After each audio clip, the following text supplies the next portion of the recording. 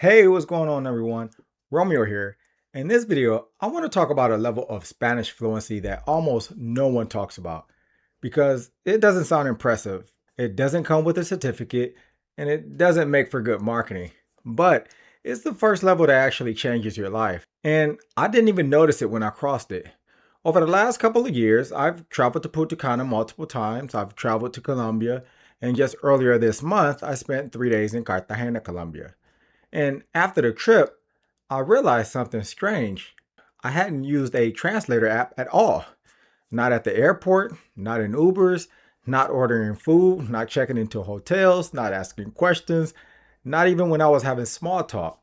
Even more interesting, I didn't use a translator app on the Uber ride from my own home city to the airport talking to a Spanish speaking driver. And that's kind of like when it hit me. This wasn't about suddenly becoming fluent in the way that people usually imagine it. This was about no longer needing a translator app to function. There's a hidden milestone that comes before what most people think of as fluency, and that milestone is this: you can confidently communicate in Spanish for almost all normal, adult, everyday situations without pulling out your phone. Not perfectly, not eloquently, but effectively. I want to be very clear about what this level is, though, and what it's not. This does not mean that you understand everything, that you can talk about any topic, that you sound native, that you can work professionally in Spanish, and that you never get stuck. That's not what I'm describing. What it does mean is you can handle real conversations without panic. You can recover when you don't understand something. You can ask people to rephrase. You can explain the same idea multiple ways. And you understand most Spanish that is not domain specific, such as like sports commentary, medical conversations, legal language. That's a whole different layer. But daily life Spanish, travel Spanish, social Spanish, that part is basically, at least for me, on autopilot. Before this, I relied heavily on Google Translate, like conversation mode, passing the phone back and forth, reading translation, listening to robotic voices. That was my crutch. But now, the translator app only comes out when both me and the other person have exhausted every possible workaround. I ask them to explain another way, I rephrase, I simplify, I clarify. Only after all that fails do I pull out the app. And that happens rarely. Without a translator app, I can have real conversations. I can talk with people about what they want, what they care about, what frustrates them, and what makes them laugh. That's the difference. Not just exchanging information, but actually connecting. That's why I say this clearly. I'm functionally fluent, but not yet finished. And that distinction matters because this level doesn't feel dramatic. There's no I woke up fluent moment. What changes is the absence of friction. No more constant phone checks, no more translator dependencies, no more fear of being stuck. You just talk. Imperfectly, but confidently. This level is hidden because there's no app that tracks it, no course that advertises it, no influencer milestone for it. But for most adults, this is the level that actually matters.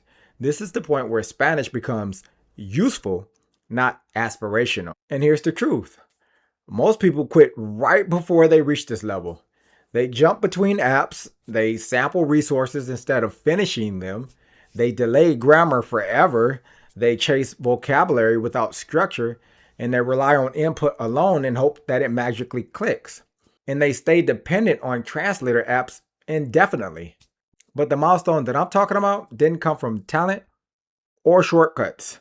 It came from boring fundamentals, completing foundational grammar instead of skimming it, recycling the same structures across many contexts, reading earlier instead of postponing it, and using input after structure exists, showing up consistently without overstudying.